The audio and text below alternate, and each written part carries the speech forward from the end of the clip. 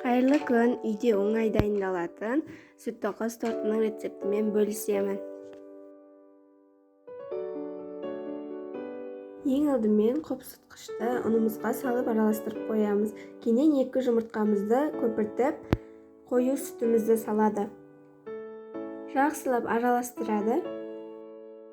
Кийин унубузду электен өткүзүп, 2 бөлүп салады. Түйүшүк болмоо керек.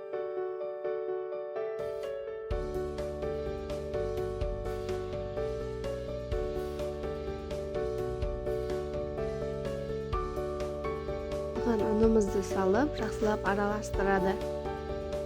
Коюлугу осундай болуу керек. Кийин пергамент кагазыбызга өзүбүзгө керек диаметрди маркермен сызып,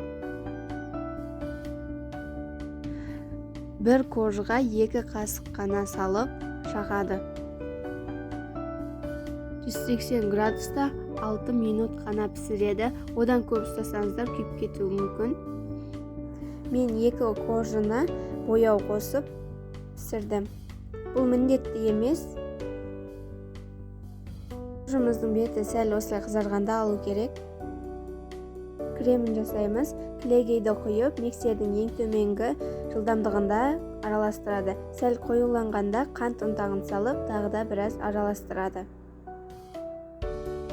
Миксердин изи калганда, демек сиздин кремиңиз дайын. Кождарды суугандан кийин крем жагады.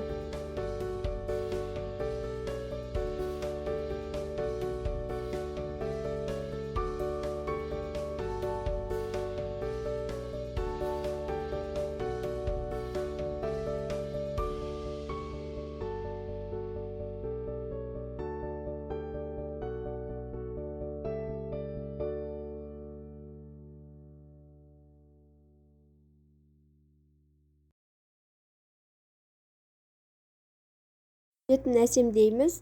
Шоколадыбызга сәл суюк май косуп эритеді. Кийин касыкпен шеттерин осылай адемилеп жагады. Жемиш-жидектерди салып безендиреді.